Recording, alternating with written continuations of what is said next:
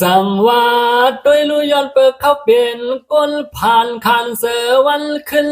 ก้นยันเฮินเสมาเงินทุ่งเมืองเปิ่นต่างเนป้อเลยลาวเลยต่างแต่ต่างเนื้อนายสังวาดด้วยลุสีก็พอมีลูกป้อเลยกลางผัดยานยัดกันกว่าก็ตีก็ตั้งห่างพวมักมีเมื่อ คำเมเมื่อไรเฮ็ดนักการงานทุ่งเกงไม่ลินหลับเมืองไทยสังวาดไปลูกคำปอซ้ำเมื่อไรเฮ็ดการโซอยู่ทานูทุ่งเวียงตาชิเล็กตวงลินสับไทยไตเวียงตีมีสื่อมีเสียงในเยานอ สั่งว่าได้ลูกคำลูกยิงลูกใจซ้ำเศร้าอยู่รวยซ้ำปอเท่ามีเท่าปอดดวงกุนเฮียงในยามเมื่อคำปอเสือถึงก็ปเลกับสิบพงอ่อนลัดต่อเต้นังว่าล้อมเลยหันหน้าเสียเลยินเสียงตัวเตยังไปหือสั่งเมื่อใส สั่งว่าไปดู3 ปีไปเยอะนาเลยผัดงักคำลูกยิงลูกสายวันพองเล็กปานหายยังไปเลยขึ้นหอดเมื่อถึงในเยานองสั่งว่าไปรู้ย้อนเปิดหาเงินหาคำเลคำปอสั่งเลยผัดงักกาหึง ถึงตีโปเลยมาเขาเฮ็ดนาการงานทุ่งปอดนัดดงเวียงตีลีเสือ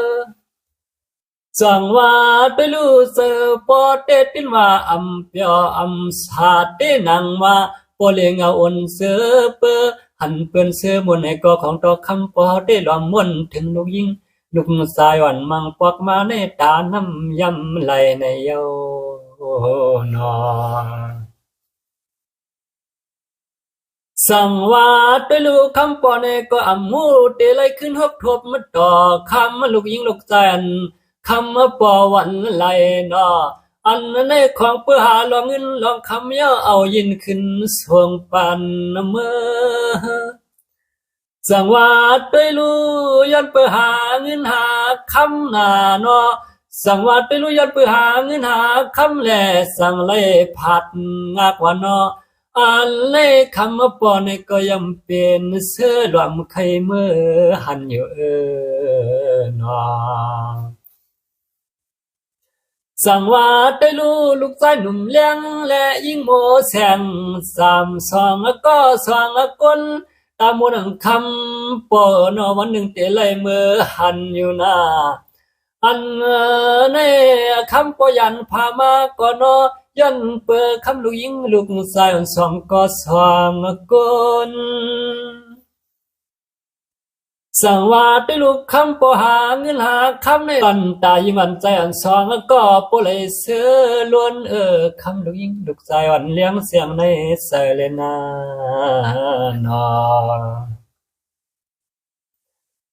สั่งว่าด้วยลูกกับวันป่านเมืองมือเหลียวในหาเงินก็มันยับนาเต้นังว่าย้อนเนแหละสั่งไหลว่างพาตั้งที่อันที่เยวันเสเลมาเข้าเหตุการ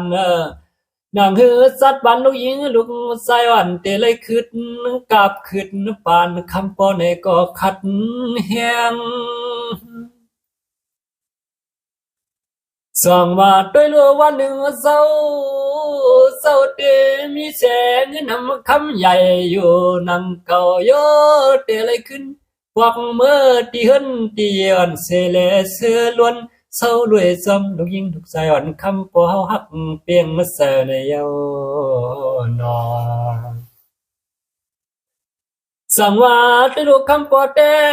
เมื่อกินก็วนว่าเมื่อนอนก็วนเมื่อนั่งก็วนถึงลูกหญิงลูกสายอยู่ตาเสียปีคำวันในอ่านและในคำลูกหญิงลูกชายนั้นเปลี่ยนไว้หัวเจอปอยเอาตื่นมีเมื่อลงลืม สั่งว่าไปรู้ว่าถึงอยู่ตาเสเตนังว่าเสอในมันมัดรังกึมปิ่มลืมเลยสักปานเตนอสั่งว่าไปรู้เป็กซ้ำคำปอผัดงากมายาน อันนั้นใน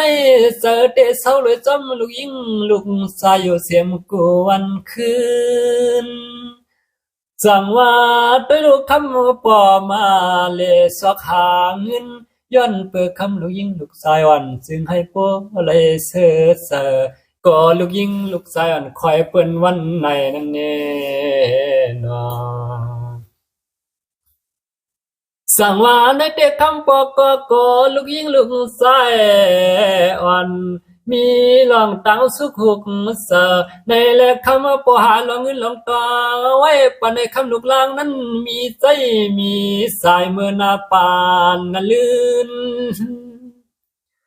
สั่งว่าย้อนในแลกคำปอจังเลยผัดหงังคำลูกยิงลูกแสนเสียเลยมาเข้าหาเงินยามในปอกคัดเจกว่ากูคิงกูยามโยปีนี้วันขึ้นปีน้ำเหือลือเศร้าเย็นลงนอน